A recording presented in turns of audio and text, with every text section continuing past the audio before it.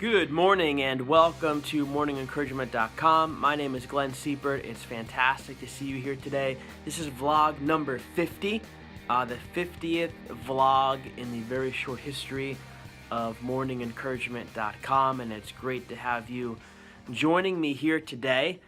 Really quick, before I kind of jump into the bit of content that I have for today that I wanted to share with you, quick shout out to a guy on Instagram whose Instagram handle is TheSweetsMcGee. I believe his name is Steven, and I say I believe because I don't know him, but I came across him online.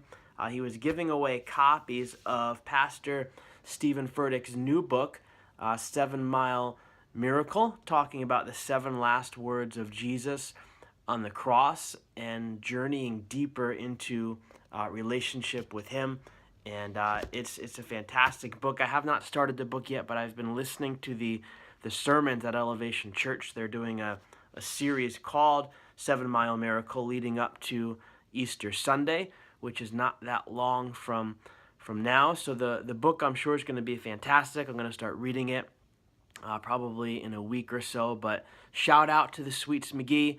I really appreciate it. You are awesome. Super grateful for the opportunity to get this book in my hands and be able to read it. So thank you so much.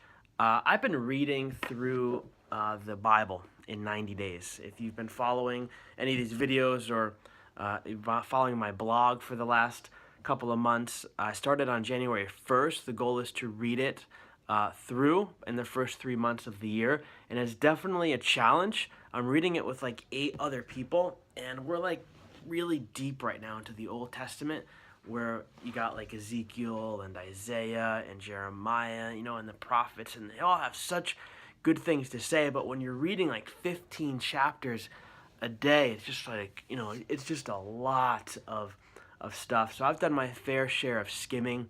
I would be lying if I told you that I have read every single word, but as I've been reading and as I've been skimming, it's kind of like the Holy Spirit just makes stuff pop off the page that he wants me to see on that day or in that moment. And the other day was certainly no different. I was reading Lamentations, and if you've ever read Lamentations, we don't really know who wrote it.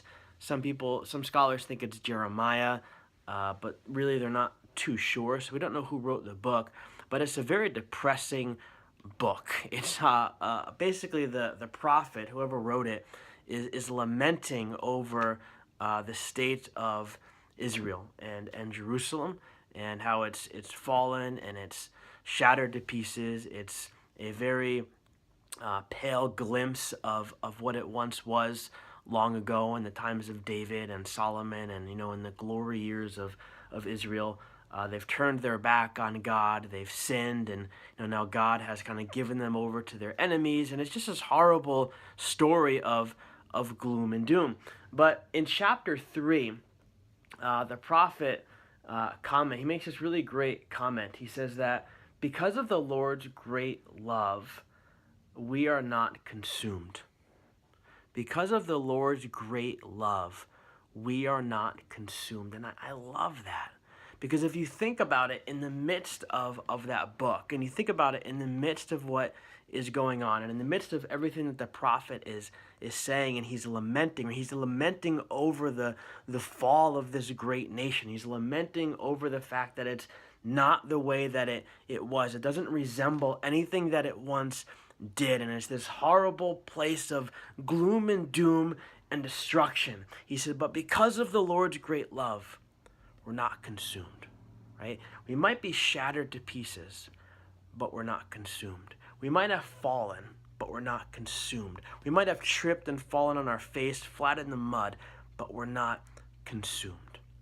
And I wonder this morning, what's your Jerusalem? In other words, what's the thing that you're lamenting over in your life that doesn't resemble what it once did? Maybe it's your marriage. Maybe it's your finances. Maybe it's your relationship with your kids. Maybe it's your job. Maybe it's just a relationship with a friend. What is it in your life that doesn't resemble what it once did? When you look at it, you're like, man, this thing is a disaster, right? Like it has fallen, it has shattered to pieces. It is not what it once was. I don't know what to do. I don't know which way to turn.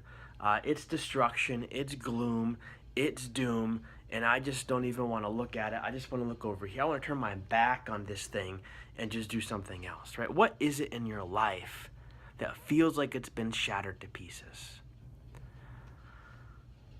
Just as the prophet said, because of the Lord's great love, you are not consumed. You might have fallen, it might have fallen, it might have shattered, you might feel shattered, but you will not be consumed by this thing. Why? Because of the Lord's great love for you. I hope that can encourage you a little bit. I don't know what you've got going on in your life. I don't know the details of your story, but as was true for the prophet and the nation of Israel, so it's true for you. You will not be consumed. That doesn't mean that it's not going to hurt. That doesn't mean that buildings aren't going to fall as they did in Jerusalem. That doesn't mean that war is not going to come upon your life. That doesn't mean that you're not going to trip. You're not going to feel some kind of pain. You're not going to be in some kind of turmoil. It doesn't mean that. But what it means is that it's not going to consume you. In other words, you will overcome.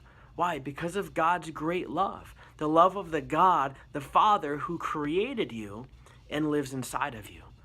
This thing is not going to consume you. So I want to be your cheerleader today.